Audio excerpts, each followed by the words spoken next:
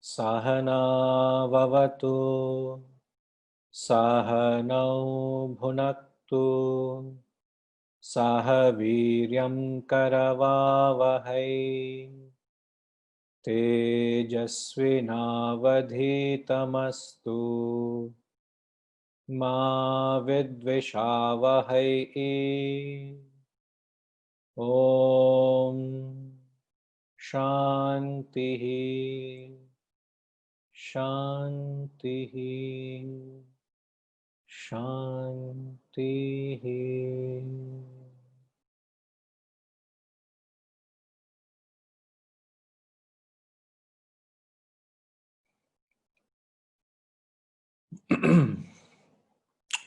Shall chant chapter 5, verses 1 to 10. Arjuna uvacha sannyasam karmanam Krishna punaryogam cha shamsasi yachreya yetayorekam tanme bruhi sunishchitam. Shri Bhagavan uvacha Sannyasah karma yogascha nishreyasakaravubhau tayostu karma sannyasat karma yogo vishishyate jnaya sanitya sannyasi yo nadveshthi na kankshati nirdvandvo hi mahabaho Sukham bandhat pramuchyate Sankhya yogau prathak balaha Pravadanti na panditaha Ekamapyasthita samyak Ubhayor vindate phalam Yat sankhyai prapyate sthanam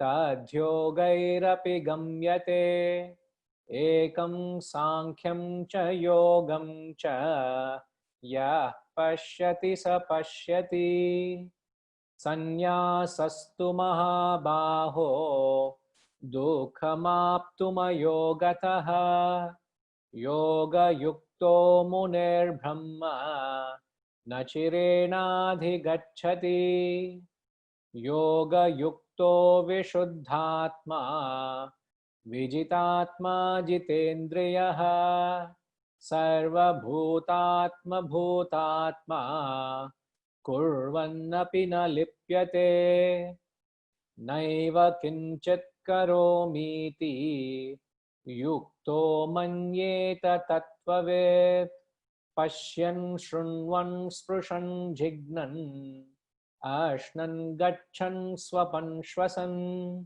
Pralapan visrujan ghrunnan unmishan nimishannapi indriyani indriyartheshu vartanta iti dharayan brahmanyadhaya karmani sangham tyaktva karoti yaha lipyate sa papena padmapat Tramivambhasa.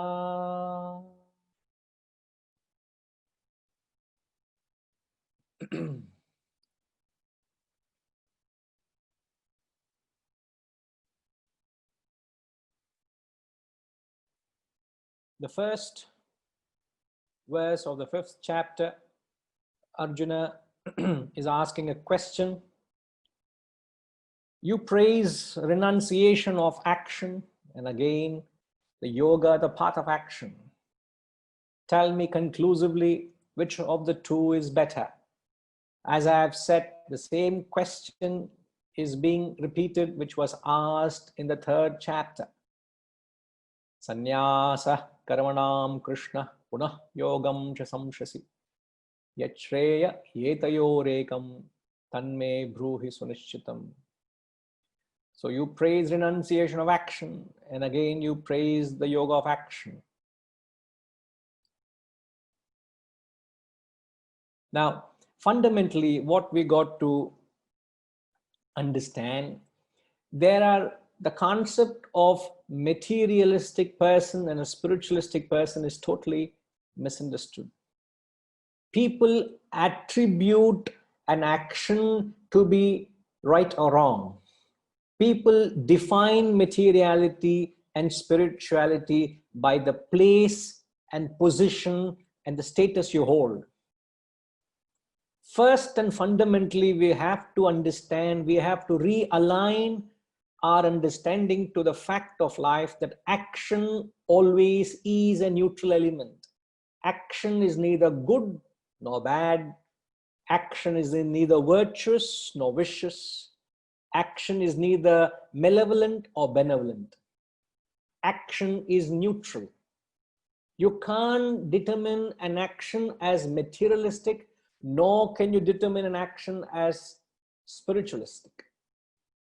A materialistic person is one whose thoughts and attention are engaged in the material activities of the world. But the moment your thoughts and interests have gone beyond the material aspects and shift to something beyond, if you are able to inject a spirit of renunciation, if you are able to renounce the lower and embrace a higher thought, a higher element, a higher frequency, when your thoughts go beyond it, you become a spiritual person. And this is where the famous words of Adi Shankaracharya in the famous text Bhajagovindam, I've chanted it, I've referred last week, which says Yogaratova, Bhogaratova, Sangharatova, Sanghavihinaha, Yasya Brahmani Ramate Chittam Nandati Nandati Nandati.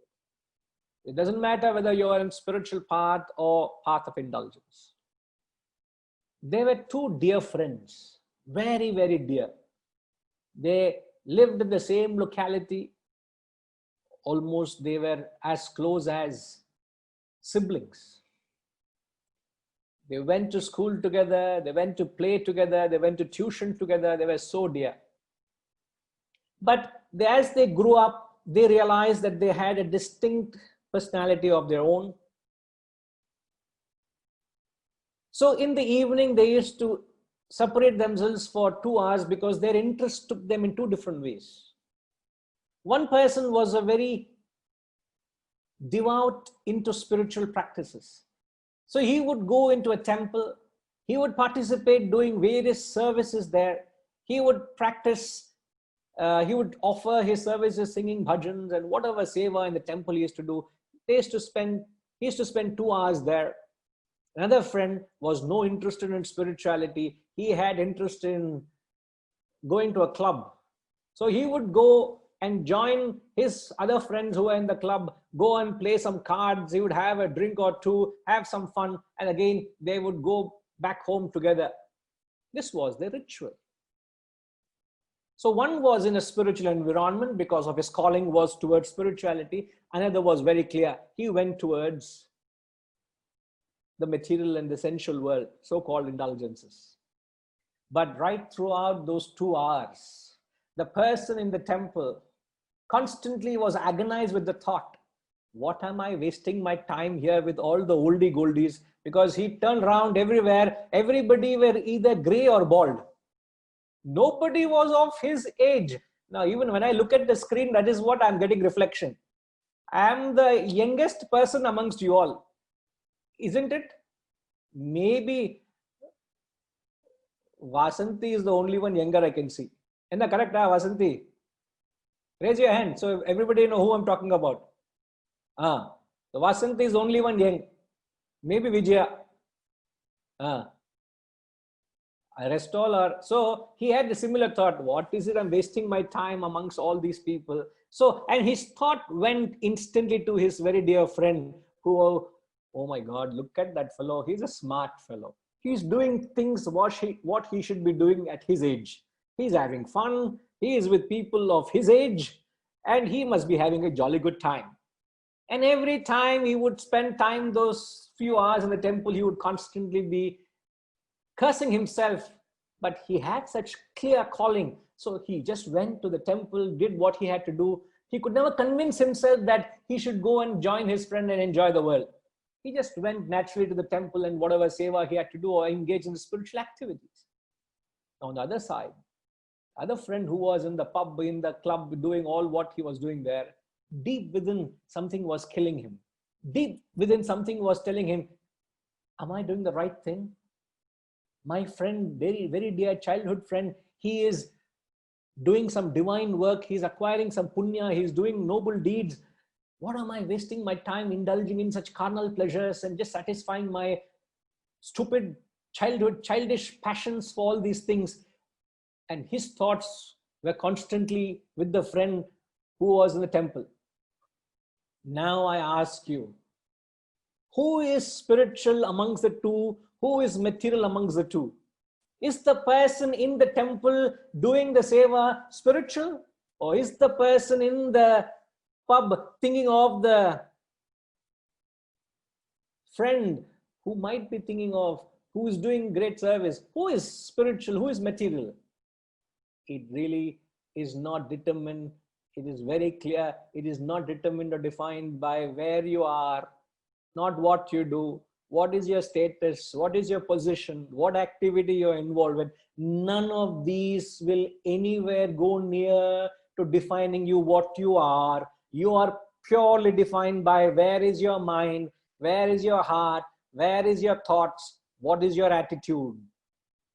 That's all that matters. Remember, all you got to be interested in is that state of your mind that purely determines whether you are a spiritualist or a materialist. So I would very clearly say, going by this yardstick, a person in the temple thinking of the pub is a materialist. A person in the pub thinking of the temple and the noble deeds of service and sacrifice is a spiritualist. Even though he's there, he's not there. So please remember, all what you got to do is, wherever you are acting, whatever action you are doing, whenever you get engaged in action, what comes sadly, naturally comes to us is we develop a spirit of attachment. We develop a spirit of I and my. We develop a spirit of bondage where we have lost our freedom and liberation, isn't it? Whatever we do. Now, I got to be very careful. As I'm sharing this knowledge, interacting with you lovely people, the more you all join me in this journey to spread this wisdom, and I am enjoying my journey. I relish my spirit of sacrifice, and you share the same sentiment. We all come together. There's a great joy amongst us in the journey. All what I must make sure is, what must I make sure? I must very well make sure that I don't develop an attachment to my work, nor to the people who are in this journey, nor who are facilitating this journey. I must be very, very careful that I must not develop an attachment to you or to the work or to the outcome. I must remain detached. Detached means an attitude to say, everything is only a means. I am not interested in all this. There has to be that spirit of detachment. So wherever there is an air of attachment, wherever you get involved, whatever you're getting involved with, I would call that as being materialistic, being sensual. Are you all with me? The moment you get involved in something, the moment you get caught up in something, getting involved or getting caught up is akin to getting into a quicksand. The more you struggle, the more deeper you get. You can't get out of it. And that spirit where you get caught up into something, that spirit of attachment is known as, in the philosophical terms, that attachment. What is the term attachment known as in philosophical parlance?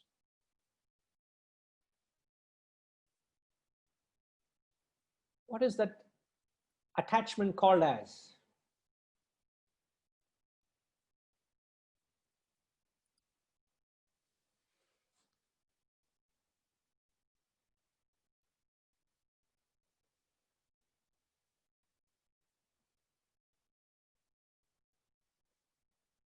Shri Hari Kasala has raised hand. You have something to say? Where are you?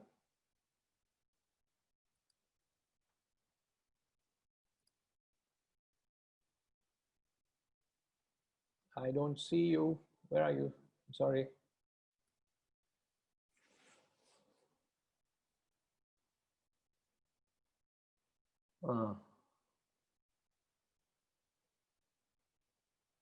What is that term of attachment called in philosophical language? Bandham. Kama. Kama is desire.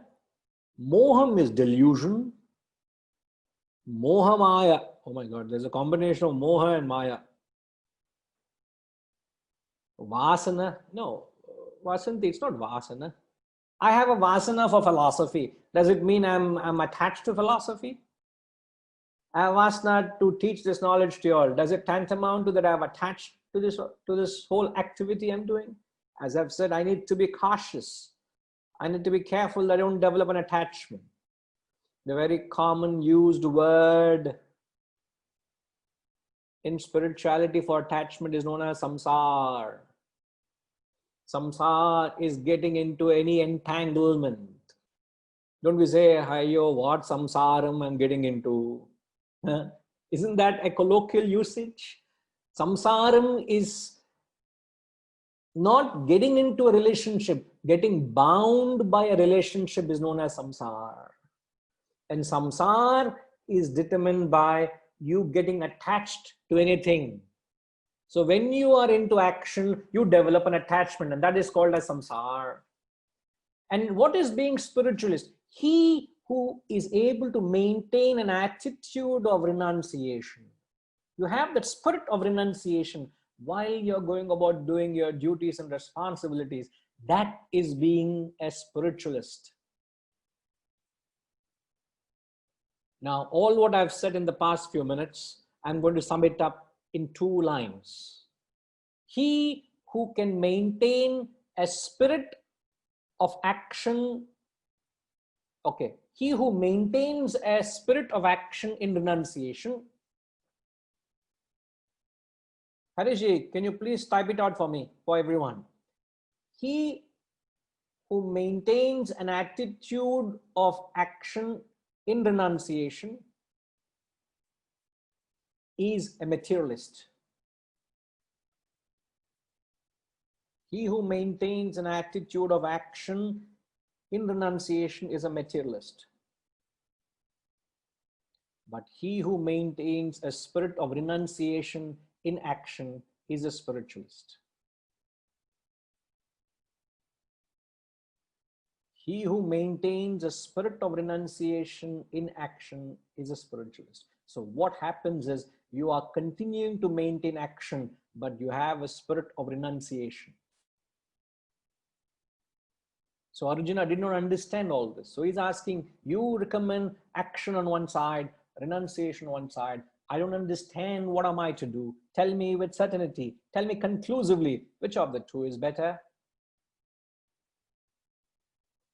Are you all able to capture this concept? Yes, Hariji.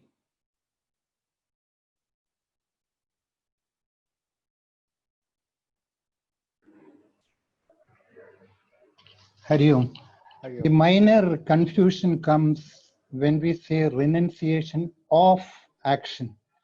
When you say renunciation in action, it becomes very, very clear. When we say renunciation of action, when we say that we have to renounce the entire action. Did I say renunciation of action just now? No. Now you say renunciation in action. You said that materialism is action in renunciation, and the spiritualism is renunciation in action. Correct. Whereas the chapter Karma Yoga, Karma Sannyasa Yoga, it is the renunciation of action. See, that there comes a little bit of confusion. See, as long as you understand, whenever they talk of renunciation, it is not renouncing action. It is only operating in a spirit of renunciation. As long as you understand that, there's no confusion. Doesn't matter what language they use, what they say. All you got to understand is, I got to act in a spirit of renunciation. Renunciation is not parting with anything, is not getting rid of anything. In fact, renunciation is actually embracing a higher. Renunciation is actually elevating yourself to a higher thought, absorbing yourself to a greater frequency, as a result of which the lower drops off. A beautiful analogy is given in this context. Whenever a flower matures into a fruit, and if you have seen that process of transformation of a flower into a fruit, you will realize that is when the petals of a flower automatically drop away, isn't it? And that happens only when it matures into a fruit. There is no more the petals and the flowers, nature is gone. But you can't expedite that process by plucking the petals, can you? You can't. You wouldn't get a fruit if you go and pluck the petals of flower. There is no fruit there for you. Similarly, when you evolve into a higher understanding, the lower values, the lower attachments, all of this would drop off because of you getting established in the higher. This is a natural progression. And you got to reach that state of renunciation. How do you reach that state of renunciation? How does one reach that state of renunciation? Srimati Ma, how does one reach that state of renunciation?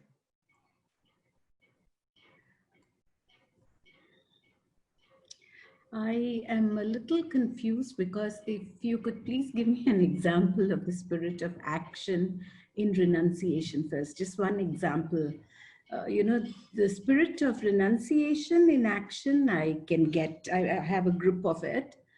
But an example of the spirit of action in renunciation, if you could just make it, it's very abstract at this moment. Now go back to the two friends. One was thinking about the bar and the other was thinking about the temple. So the fellow, neither of them were applying themselves to what they were doing. So please don't misread the example. Huh? Now you're changing the whole story now. I'm not understanding. That's why I'm asking. No, fair enough. I'm with you all. A teacher is very happy if you don't understand. But the problem happens if you misunderstand. That is the problem. Then you have to go about undoing all the damage. Subject matter like this can easily be misunderstood. Right. So I get very excited when somebody says, I don't understand. Now, what I'm trying to get at is the question what you're asking. When we say a person who's acting in a spirit of action in renunciation. A spirit of action in renunciation is a materialist. Now, going by the story of those two friends, we said a person who is in the temple is a materialistic fellow. Because even though he may be seemingly renouncing the worldly activities, but he is having the spirit of attachment to the world, isn't it? Yes. I have given up worldly activities. I have worn an ochre robe. I am saying, don't disturb me. But mind is all the time worshipping the worldly enjoyments, the worldly passions. You have a black market value for the world. You have a black market value for the world, which is what that friend in the temple had. That fellow is a materialist because he is maintaining the spirit of action. Now remember, I said wherever action is, what follows is attachment. And it is not the action that makes you a materialistic person. It is your attachment that makes you a materialistic person. So even though he is renounced from the worldly activities, his mind is very much in the world. Such a fellow is a materialistic person. Are you okay with this? Yeah. Now come to the second statement. One who maintains the spirit of renunciation in action. The fellow who was in the pub. He was acting, but mentally his thoughts were not in the pub. He understood the futility of what he was doing. His thoughts were on the temple. His thoughts were on the higher. His thoughts were on the Lord. That person is a spiritualist. Thank God I took the example of these two friends. Otherwise, I will be struggling to explain. So, to answer, how does one reach a state of renunciation? Is it? That was your question to me initially. Actually, I forgot the question. Thanks for reminding me. I think it was, how does one reach a state of renunciation? How does one In reach a action. state of renunciation? Huh? You Now don't said, say oh, the question spirit now. of renunciation. How do you reach a state of renunciation? That's all. That's all. How does one reach a state of renunciation? That's all. Okay. Let's get someone else to attempt it.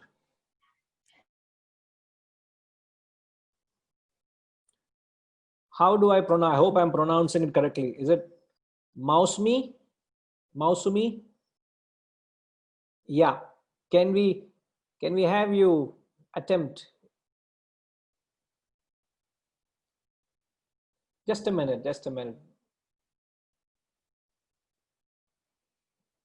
You will have to. Yeah. Now you can. Yeah. Pranam Guruji. Namaskar. How do I pronounce your good name? Maushumi in Bengali. Maushumi. Oh, nice. Okay. Where are you from? Bengal. I'm actually from Kolkata, but staying in Hyderabad since last 25 years. Oh my God. You're more a Hyderabadi than a Bengali then. Very, very true. Okay. Yes. So I hope you followed the question. The question is, how does one reach the state of renunciation? Isn't that right, Srimati Ma? Okay. Okay, what I was thinking, that it is more the quality of my thoughts that matter more than the action that I'm doing. Absolutely right. So irrespective of whatever I'm doing, I need to hold on to the thought of God, or maybe, as you said, remaining unattached, not getting attached to the person or the activity or the outcome. Yes. So this has to be only through practice. It's a constant reminder to the mind that we stay on to that, hold on to that thought, trying to be alert. And somehow for a person like me, and maybe I would stick a paper somewhere on the wall, and just while passing, keep reminding himself. No, very soon there'll be post-its all over the house. Watch out. Yeah. Yeah, very true. In fact, what you're saying is absolutely right. Now, this same thoughts actually being resonated by others as well. Now, all what you said is by practice. Now, all you got to understand is you cannot reach a state of renunciation by abandoning action. Remember this. You cannot reach the state of renunciation by abandoning action. So you reach the state of renunciation by using action and purifying the motive behind the action. Remember this. You cannot reach the state of renunciation by abandoning action. Rather, you have to embrace action and go about purifying the motive behind the action. Change the motive. Elevate the motive. And by doing that, you will certainly reach a state where you have transcended the action and reach the state of renunciation.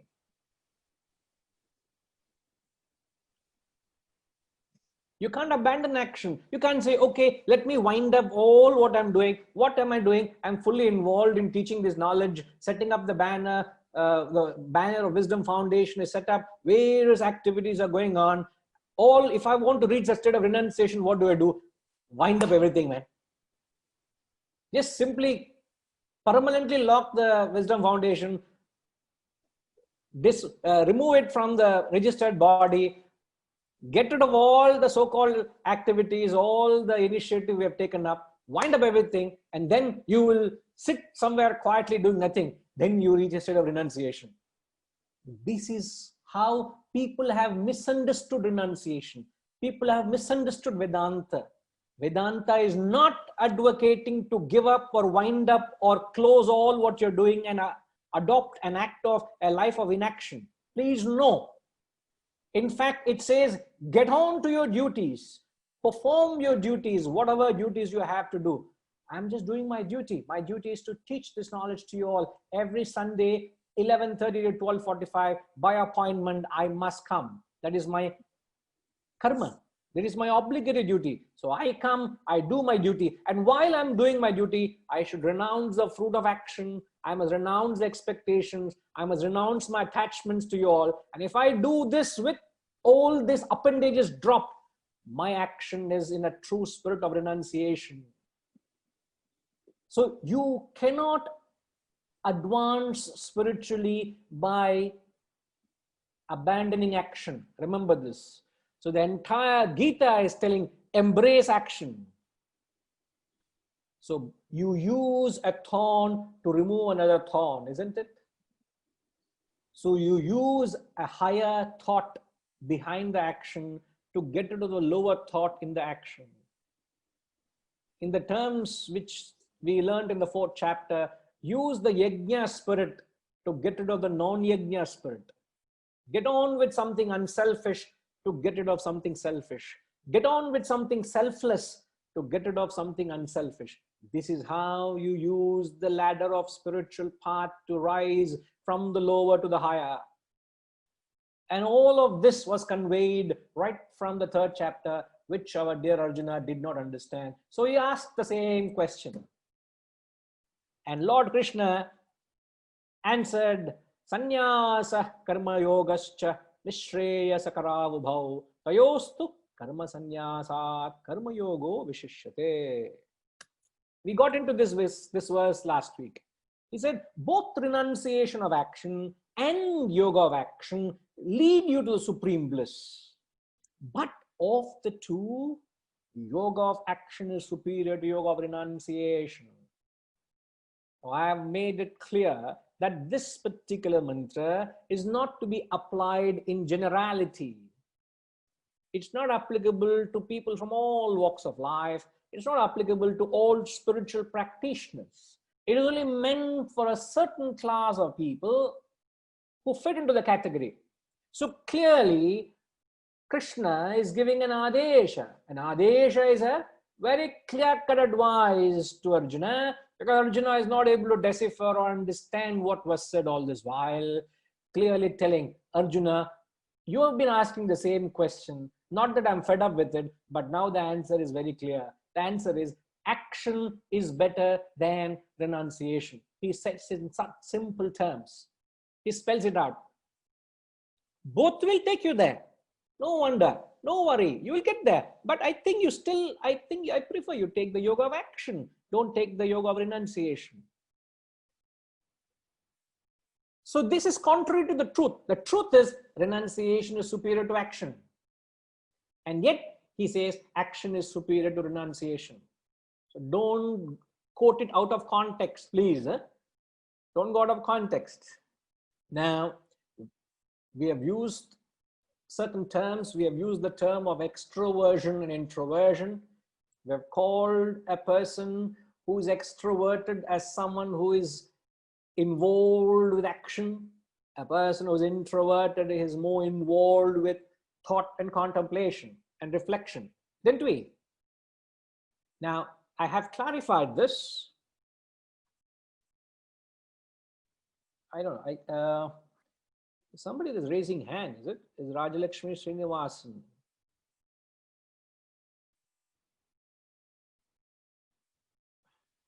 I don't want to continue to speak if someone has to say something. So if it is done by mistake, it appears on my screen. Is the person here? Where is Rajalakshmi? That is the reason we have requested, appeal to you all to please put on your cameras. You see, a simple thing like this disrupts the whole flow of thought, the whole class. You must respect.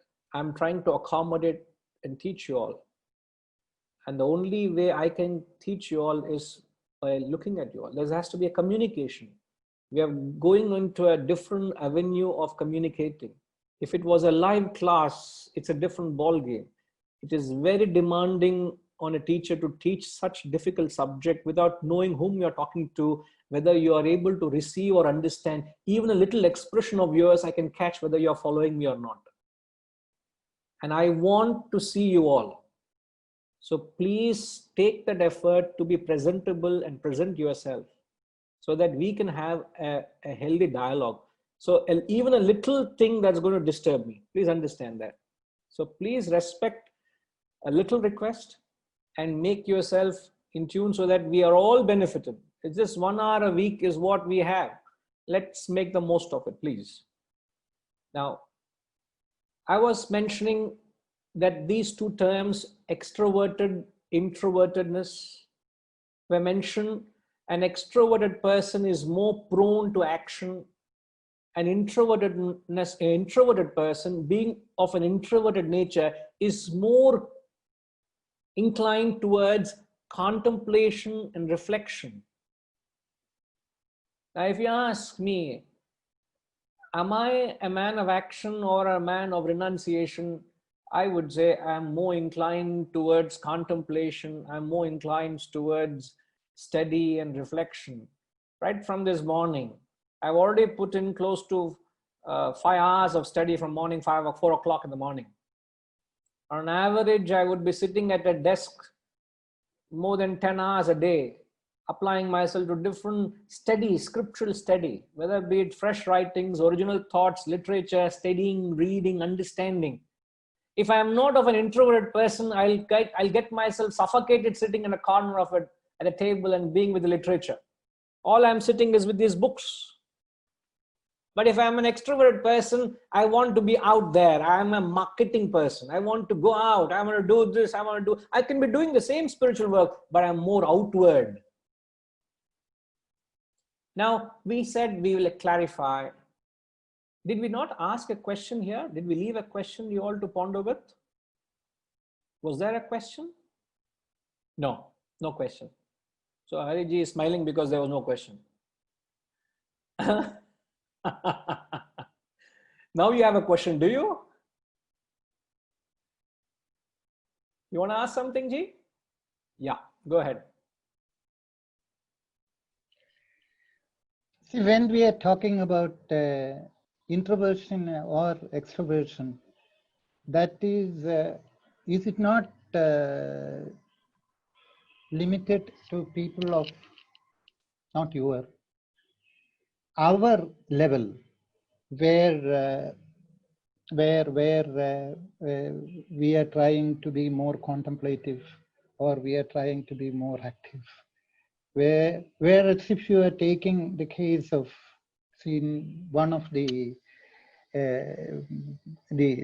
communication in the wisdom group, we were bringing Vivekananda and Ramana Maharshi as examples. It was not meant to be mentioned.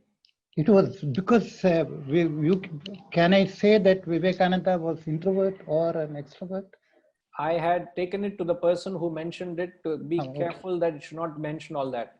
They're all very, very... They're above. No. They're way above our limited chicken intellect. So let's not strain our intellect to understand. They're all great men. But that examples were only taken in a specific context to convey something in particular. You take it out of context, it makes absolute no sense. It becomes jarring even to ponder or discuss on it. So please disregard that.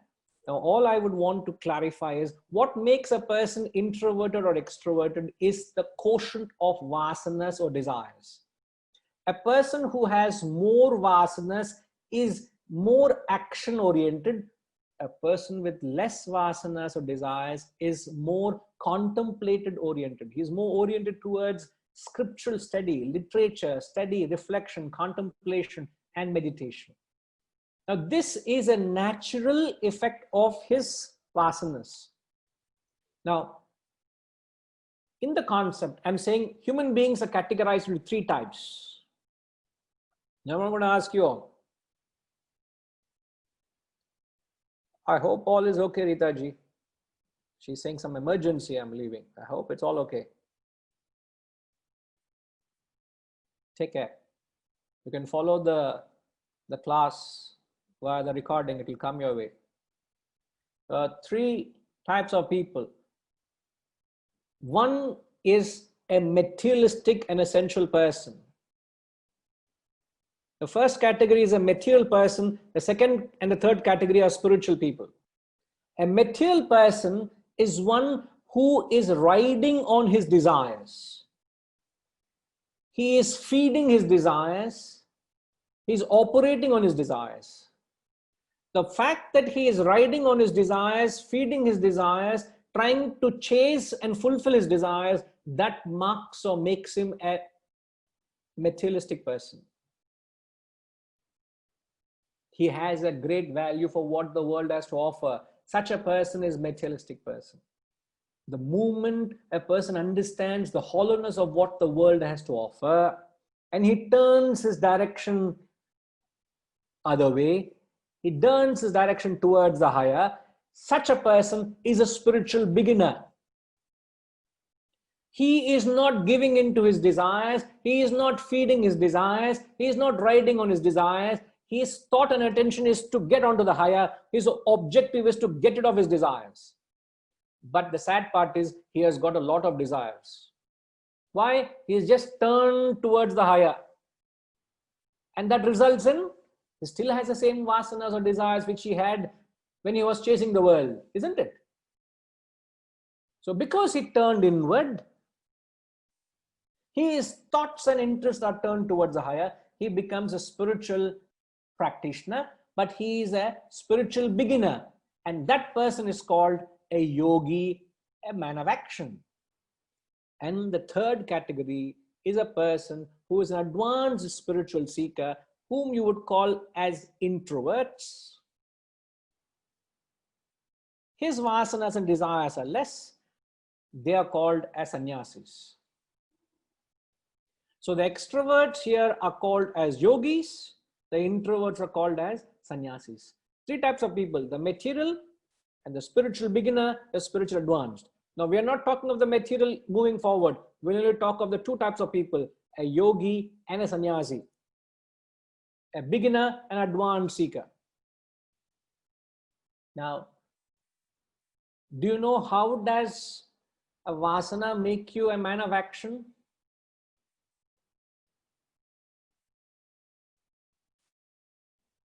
Can anyone explain how does a man with more vasanas end up being more active?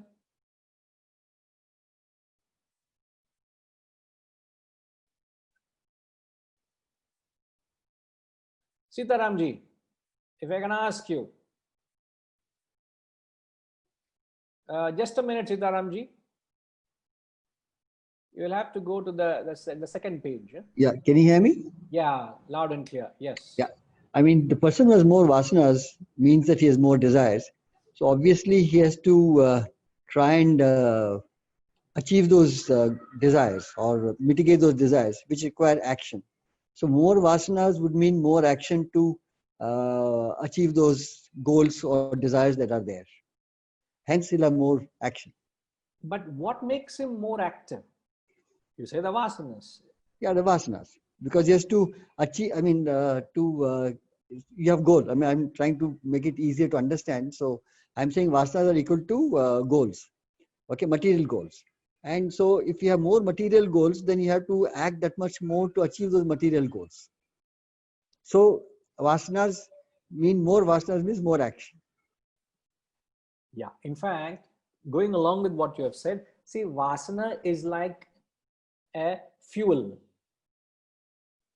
And the world is like throwing stimuli. If you throw fuel to fire, the fire catches, it's caught, the fuel catches fire, isn't it? So there is, when the world sends stimuli at you, when the world throws various offerings at you, when you have a vasana, you start responding to them. You start reacting and you start responding.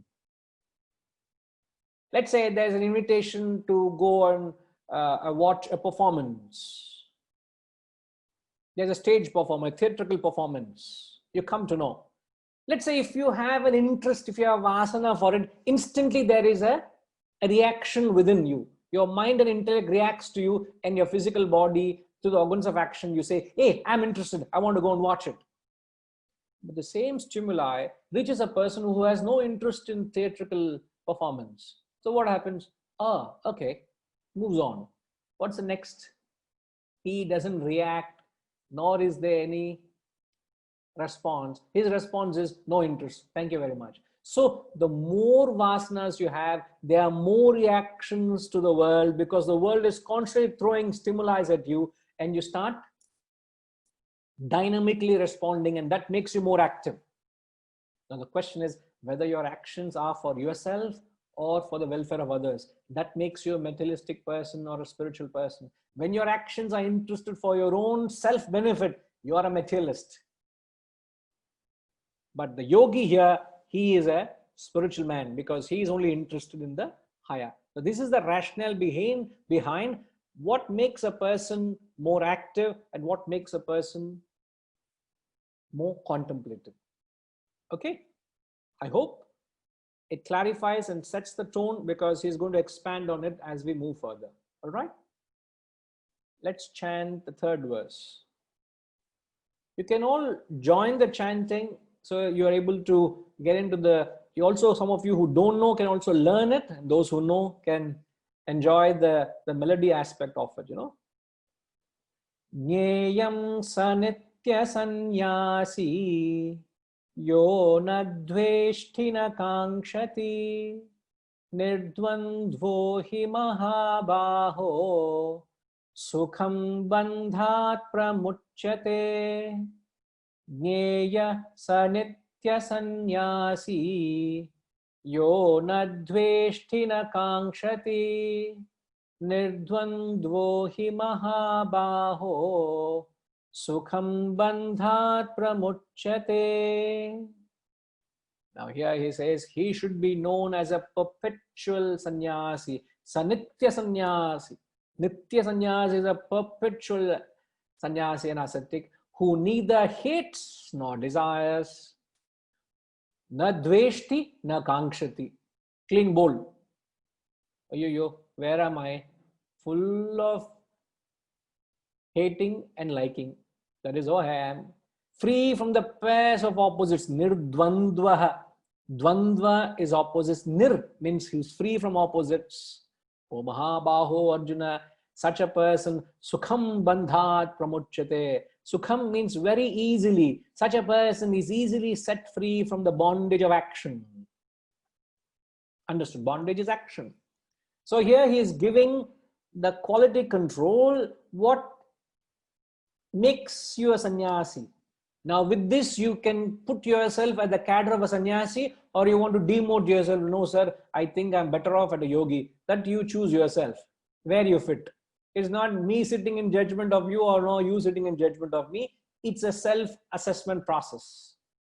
In the what do you call this? In the what is this? I'm completely lost for word. In the corporate, what is the term, Harishji? What is assessment? What do you call? KPI, yeah, KPI, yeah. Some PI is there, no? Yeah. Key performance indicators. The key performance, the KPI. You call them the key performance indicators. You know what you are, isn't it? So how do you know? Sorry, sir. Appraisal. A certain appraisal. So you are able to, you can evaluate, or you are being evaluated based on certain yardsticks. Now, how do you evaluate yourself spiritually? These, every now and then you will be given these yardsticks to make a very honest, objective self-assessment of yourself. Am I truly that? So here he says, not just an ordinary fellow, a fellow who is established, a perpetual sannyasi means he is established in it. First, he neither hates nor desires. Now, when does one go about hating something or desiring something? We all have this in us, don't we? We hate and we desire. Don't be. Can I ask Nishama, if I can get you engaged, why do you hate someone or don't hate? We don't want to know the detail. We just want to know whether you hate or not. Yeah, I do. Oh my God. So honest she is. I do have desires also. Desiring here means something you like.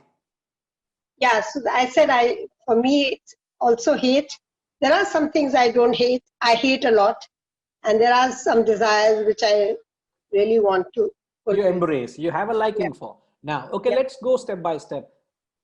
Just philosophically answer this question, not being subjective. Whatever, let's say you have a hatred towards a particular, it could be a particular person, a particular action. It could be you hate you may not like a certain type of food, or you may not like the weather, or you may not like a particular conduct. It can be anything in general. But why do you engender this hatred towards anything in particular? Actually, it's not, I don't hate any human beings, but I hate, to be honest, and not really so much the food and things like that. But what I really hate is injustice, you can say. Okay. Injustice done to anybody, not necessarily me. To anybody, when I see some injustice done, I don't like it. Oh, you make my life very difficult. Why is that so?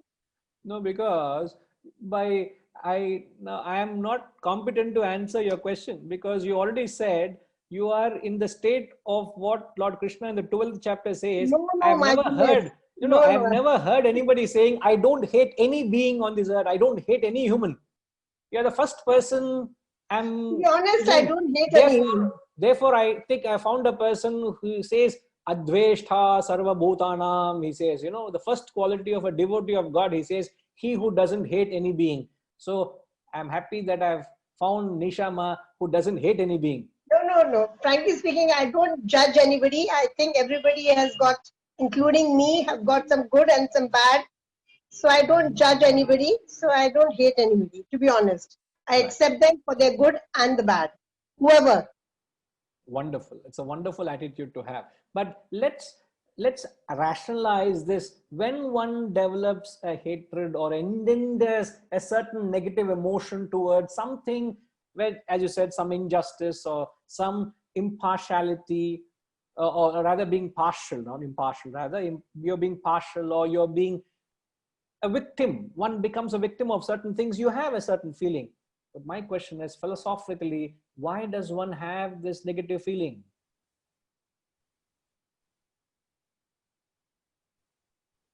Ushama?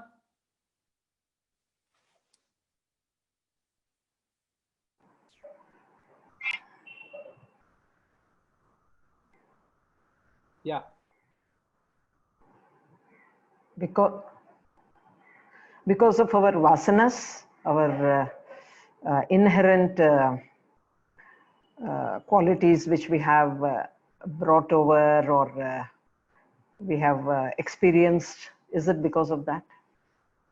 See, vasanas, we can't seek clarity when we say vasanas, because vasanas is the very root cause of a human. Like, you are because of your vasana. We can't seek shelter. That doesn't answer actually. Is it because of our experiences which we undergo in our life?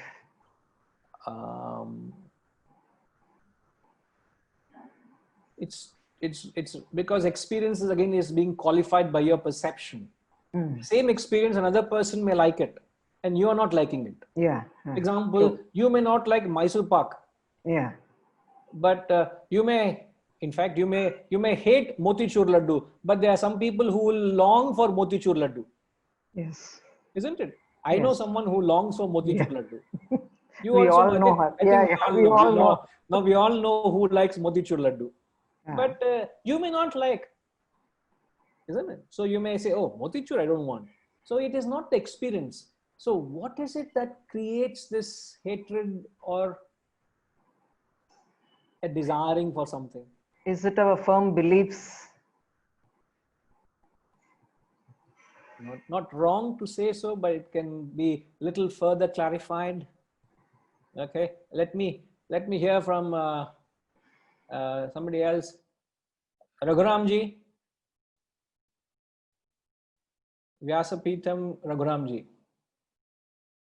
1 minute, so I think you will have to be given the access. You'll have to unmute at your end.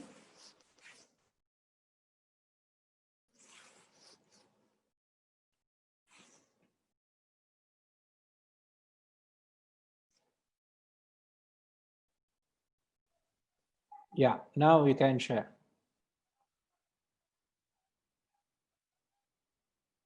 Yes, sir. Please repeat the question. The question is, why do you like, you have a desiring for something, or why you have a hatred for certain things in life? See, the likes are individual individual actions. Likes, suppose if we don't accept other people's views, then it will have some effect on individual. Correct. So when the world doesn't fit into your mental pattern, very well said, sir. When the world doesn't agree to the way you think or you behave or you expect, you detest that part of that world.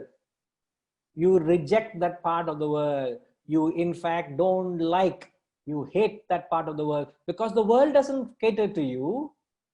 But when the world fits into the behavior, when it behaves itself into your expectation or your demands or your likes, you are desiring, you love that part of the world or that side of a person or a weather or whatever it is. So, na dveshti, na kankshiti, not desiring nor hating comes from because you're operating on raga and dvesha. Raga and dvesha are your likes and dislikes. So Ushama, it is not your vasanas, but because you're operating on your likes and dislikes. When you operate on your likes and dislikes, the world, when it meets your like, you desire it. When it doesn't meet your like, means it caters to your dislike, you hate it.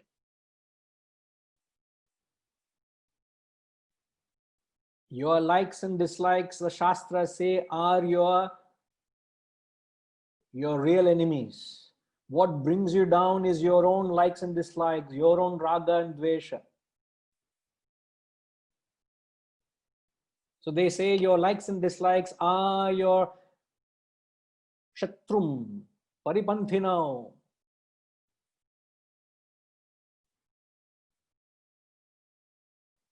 So the world out there is not going to fit into your likes and dislikes.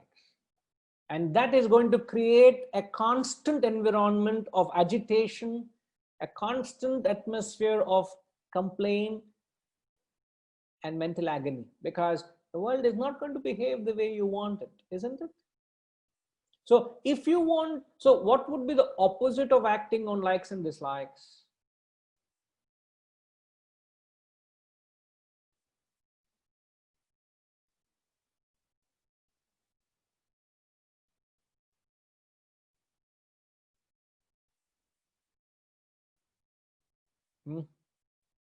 What is the opposite of acting on likes and dislikes? If you realize most of the time we're operating on likes and dislikes. Okay, Padminima, can I ask you to answer the question? Can you share your thoughts?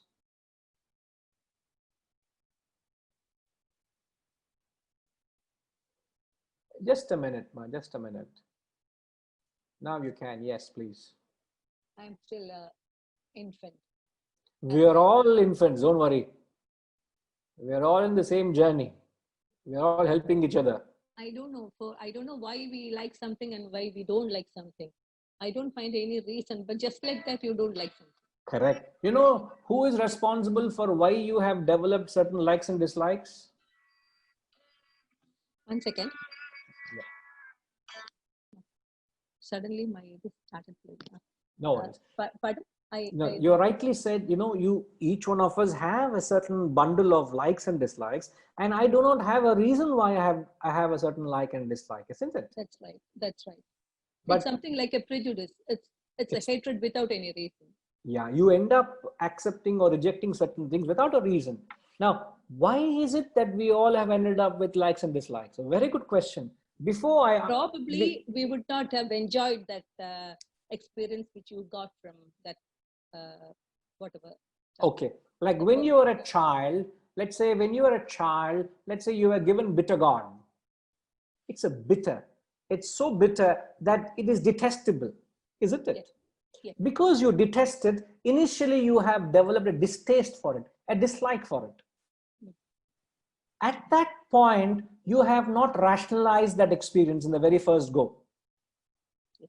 Nobody has ever told you that it is the right thing for you to do. Even though you may have a detestable taste to it, it is actually beneficial to you.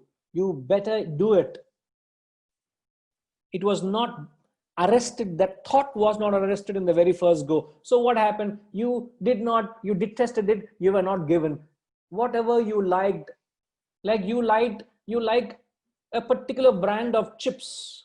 So every time your grandfather or your father or anybody goes out, they'll always keep bringing that particular chips packet to you. What are they doing? Are they not catering to your likes? So we have never rationalized this like and dislike. Now that doesn't mean I'm not saying not to do what you like and start doing what you dislike. It's not, it doesn't mean that. The Shastras are not recommending that. But how you have collected is, one has been irrational from the very first go. So from early childhood, we have just impulsively acted on our impulses. And we have collected a certain bundle of robust likes and dislikes. So we are very picky, very choosy, very moody, very particular what I want. And if the world doesn't fit the way I want, you will become a Rakshasa. Better the world be the way I want. And more, it's also because you have a choice. Suppose I don't get something which I like, I may even give in for that what I don't like. Perfect. But there is a danger in operating on likes and dislikes. If you all think along with me, you will understand that there's an imminent danger. No wonder the Shastras say that these likes and dislikes are your enemies.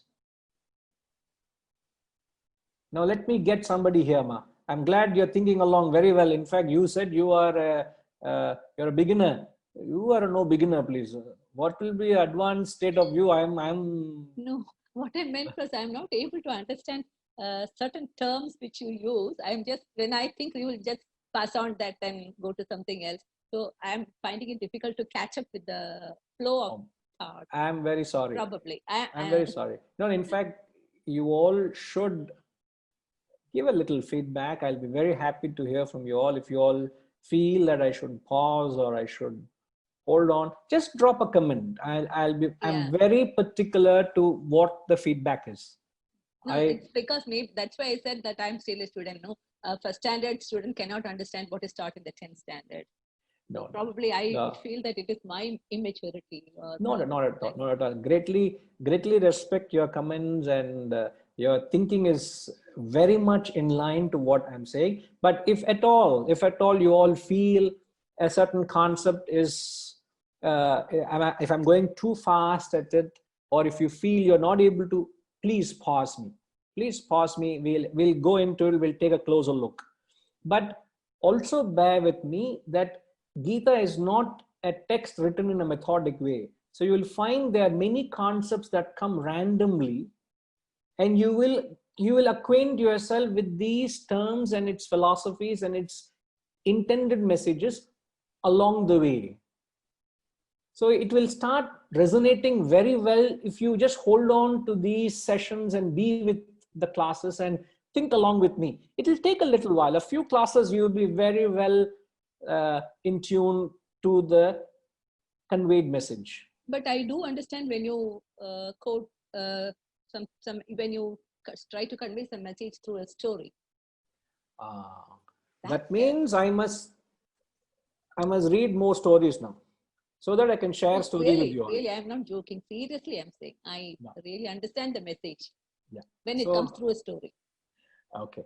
So I have a little task cut out for me. So anybody, other day somebody was saying, where is that person? Srimati Ma, other day you were telling you are very good at telling stories. So every day, can you tell me some bedtime stories? Some story, you can call me I go off to bed by 9 o'clock. So by 8:45, you call me, tell me 1 or 2 stories, please. Where do you get that idea from, Guruji? Hello. Where do you get idea? Other day, remember our conversation? Did you not tell me I am very good at telling stories? And I don't remember. I've recorded that conversation. I'll bring it up to you. Okay, I'll tell you a story. Yeah, please. Now you should tell. I don't. Regarding what? Okay, correct. Regarding what? No, let's address. We have a few things to clarify before the class ends. Please, next time when you come, you tell us a story. With a little moral at the end of it as well. What's the moral takeaway? Situation, I'll tell you the story. Okay. We will have to take a rain check on that. We'll come back. Okay. All right. So what we were telling. We all act on likes and dislikes. Because we act on our likes and dislikes, and then the world doesn't meet our likes and dislikes, we end up accepting certain things gracefully, and we end up rejecting certain things detestably. Not that you are any right, but you are wrong because you are operating on likes and dislikes. And I asked a question when I was talking to Padmini Ma. I said, what is wrong with likes and dislikes? What is wrong is what you like to do may not be the right thing to do at all times. Remember, I may like to do certain thing, but it may not be the right thing for me. Just because I dislike something, it may not be the... Must understand what I'm saying. Just because I like something, it is not the right thing. Just because I dislike something, it may not be the bad thing for me. It may not be wrong for me. In fact, many a time what you dislike is very good for you. What you like is detrimental to you. If somebody is a strict disciplinarian among parents, the child will not like the parent, because the mother or the father is being a strict disciplinarian. But if the other one of them is very dolly and gives into the child, pampers and gives the emotions and gives a love and a hug and a kiss, the child will only go to that parent. Isn't it true? Haven't we all been victims of that? Don't we all do that? So what you like to do may not be what you ought to do. Sitaramji, are you there? Did you raise your hand? You wanted to say something, ask something?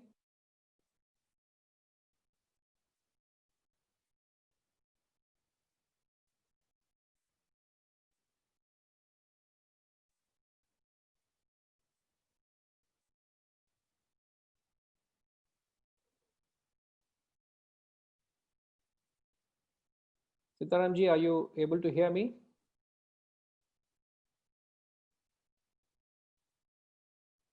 We can't hear you. I think we can hear me now. Yeah, very clear. Sorry, I missed the last bit because my computer slid off my lap. Oh no. Hope it is functional. Yeah, it's functional. So I missed the last one that you asked. I had raised my hand actually. I noted that, so I just wanted to complete the thought. No, all I just said was, just because one has likes and dislikes, it doesn't necessarily mean it's the best thing for you to operate on, because what one likes, it may not be the best thing for you. And what you dislike may be the right thing for you. Absolutely. Therefore, I said we are told not to act on it. Okay, that was the last thing I said. Perhaps you missed that section. What I would like to win, why I raised the hand was for two reasons. One is the question as to why one hates or likes somebody, we are really a bundle of what they call nurture and nature. So we are born with a particular nature, in a way I would say Swadharma, and we have all our, so many of our desires, etc., attitudes built through the nurture, through the environment which we have been nurtured. So both create the likes and dislikes that we have in the world. So that's what causes us to do that way. The other one which I wanted to raise my hand for was, it says the translation which was meant. But you only raised one hand, you didn't raise two hands. I know. But, we can't agree to all these things. You must raise next two hands you raise, we'll give two questions. One hand, one question. Okay. Next time you follow. Rajima, please take a note of the rules and regulations. Huh? Okay, two hands. Yes, sir. Okay. The other one was, I'm trying to understand. It says the translation of the verse is hate not desires. So it means don't hate desires. Is that the meaning, or it says no. hate nor desire? Nor. The translation says hate not. So I was a little confused in that. Is it not? Can the translation be put up again, please? It says hate not desires. If it is not, then it's a spelling error. May I check it, please? Did I see it wrong? You're right. Not. You're right. It is typed wrongly. It is not not. It is not. Okay, fine. I was confused. That's why it is. No, we will get that corrected. Yeah, sorry. No, you are very glad you brought it out, but we read it as nor. It is not. Yeah. So the second is clarified. Okay. Now the first question you said, it is because of nature and nurture. Very well rhyming words. Huh? But you can't get your way just because your words rhyme. Huh? Now, it's something like saying somebody said vasanas. Vasanas or swadharma, in fact, you're being more precise. My dharma or vasanas is what I am born with. I have an inclination towards. So vasanas or nature only gives you the field of activity. You have been into business because you have business vasanas. Somebody is into a chef because they have vasanas for cooking. Another person is a designer because designer vasanas. Other is a singer because music vasanas. Vasanas or swadharma only gives you the field of operation. It doesn't determine the modus operandi with how you operate in that field. So when we talk of likes and dislikes are the modus operandi. Very 10 minutes before the class, you get a message from concern. Guruji is not in a mood to take Gita class today. Oh, you all were very concerned. Hope everything is fine. I hope something terrible has not happened. Why is in a bad mood? There will be tons of messages coming my way. And I'll not be in a mood. I'm sorry, I don't want to take any call nor message. But the message is class cancel. Oh, Guruji is in a very good mood today. So he will take the class 1 more hour extra. That is going to be torture. Now, can you imagine if I'm operating on moods? Sir, it doesn't matter whether I like to talk or not. It is my duty to come and do what I'm supposed to do, isn't it? But yet, I'm doing something which I'm very passionate about, which is to teach, which is my sadharma. But you must operate in a field which is a swadharma. But thereafter, in the field, how do you function? You function on your duties, not your impulses, not your likes and dislikes. Thereafter, you are all duty bound and go about doing your obligations to the best of your ability. So I'm here operating on my duty, but I'm doing something which my swadharma has compelled me to do. And I'll do the rest of my life. You have known me doing this 20 years ago. You have known this, isn't it? That is my nature. And my nature is drawing me to. Now, how you are nurtured is what we're talking about. Nurturing is the value systems. Yeah. So if you have operated on likes and dislikes and impulses, if your actions are mind driven, you are completely in for being floated between hate and like, desiring and hating. So you're full of and this is not going to give you any mental stability, does it? If you're constantly hating someone and liking someone, hating something and liking something, it's a constant hot and cold, isn't it? And there's a lot of mental agitation to handle. But if you go about dealing with the world, thereby what was the question was, what is opposed to acting on likes and dislikes? Since I'm with you, Sitaramji, can you tell me what is opposed to likes and dislikes? What is opposed to acting on likes and dislikes, rather? I suppose that would be acting on the basis of one's duties, so that you're not worried about likes and dislikes. But if this is my duty, whether I like it or not, I'll go ahead and do that. All right. It's not whether I like to do it. But in order to do your duty without getting carried away with the like or dislike, what is it that you need?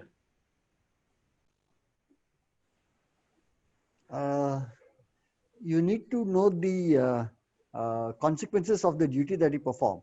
That is the higher goal that the duty is supposed to achieve. No, we're not talking of the consequence. I'm talking of the action itself. On what basis would I do the action? Not because I like or dislike. In fact, your thinking is right, Ji. In fact, Hariji is beautifully said. Yes, Hariji.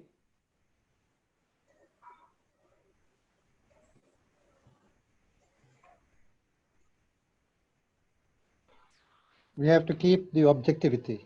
What is that? What does it mean? I have to do this job. I should do it as with a spirit of non-doership. An objectivity is an attitude of witness. You just stand apart. You be a witness. You don't get into the doership attitude, but something has to be done. It will be done in the best interest, in the larger interest. Yeah. And if you're able to embark on that mode, if that be the modus operandi, it brings the best out of you. And one who has this capacity of not being carried away or affected by hatred or like, one quality control is such a person is an established sannyasi, a perpetual sannyasi. So out of 10 actions, out of 100 actions, how many times are you able to maintain this objectivity and do what you have to do? Whatever be the various roles that you're playing, you don't get carried away by what the world throws at you, but you carry on doing objectively what you have to do as a detached witness. You can gauge your every action, you gauge how you are performing. You don't have to punish yourself, you don't have to be cynical, but just now and then you will be able to know how do you approach that action? How should you approach an action? Otherwise, we are quick to react based on what comes in support favorable to me, what comes unfavorable to me. We just accept it, reject it. This cannot be the way. This should not be the way. Therefore, in the second chapter, he says, Raga Dvesha Viyuktaha. You must act devoid of likes and dislikes. And then if you do so, he says, Prasadamadi Gacchati. You get the peace of mind, the prasada, the peace comes to you only when you operate devoid of likes and dislikes. Guruji, right? I have a question. Annapurna here. Oh, wonderful that you're able to speak today. Because what miracle? It's a miracle. I raised my hand. The host has told me to unmute and I am speaking. No, you must have bribed her. Otherwise, I don't understand. Something is no, going on. I'm in Gita class, Guruji. I do not know. Do that. I don't know. Something is happening. Yes, ma. Please go ahead. Yes. You said we should do our duties with objectivity. That should be the approach. But generally, in the worldly affairs, they say if you like something, the output is miraculous and will be at your best. When we do it something for the sake of it, will we be giving our best? Very good question. But if you did hear and follow what I just said to Sitaramji, see, primarily, if you take me, I'm doing something which I discovered my passion at a very young age. At 16, I got into this.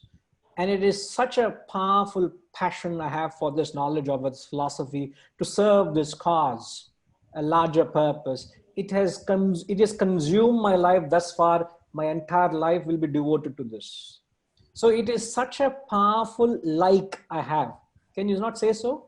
Yeah, sure. Which is my swadharma, which is my vasana, which is what would define me, is defining me right now. Now, having operated or chosen a field based on your swadharma, that's the first thing. The first thing is you must always choose a field which is you're passionate about.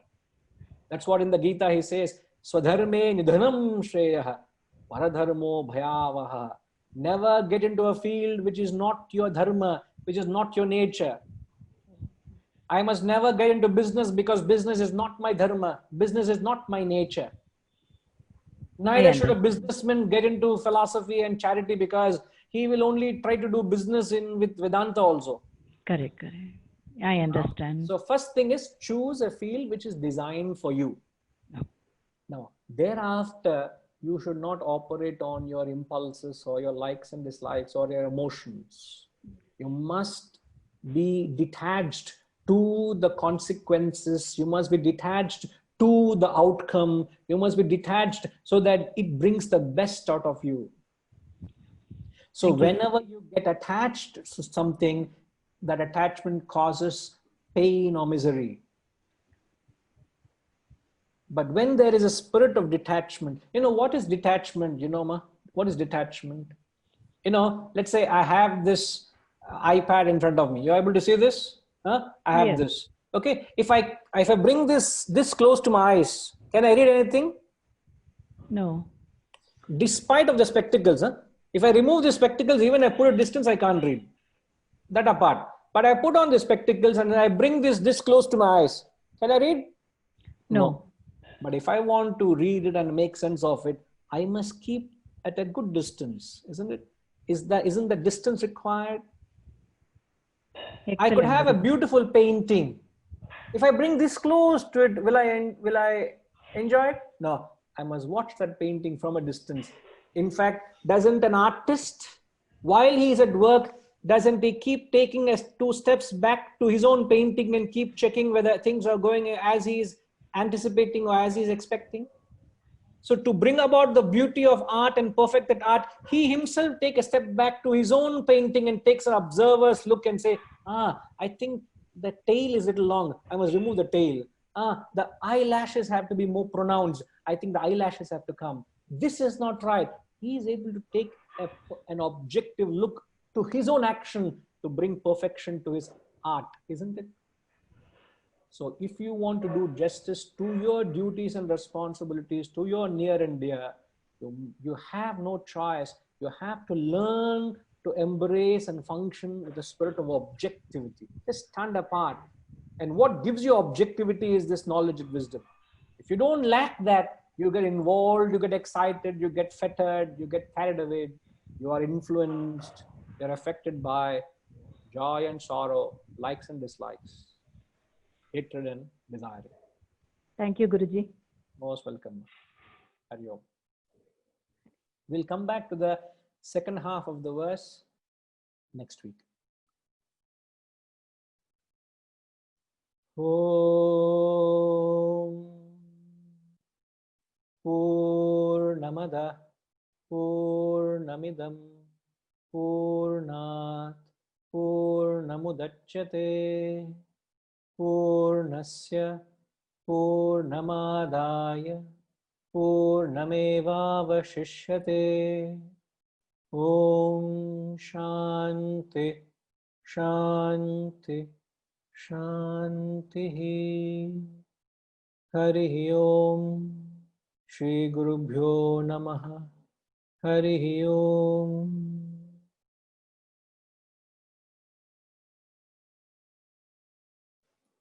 Namaskaram.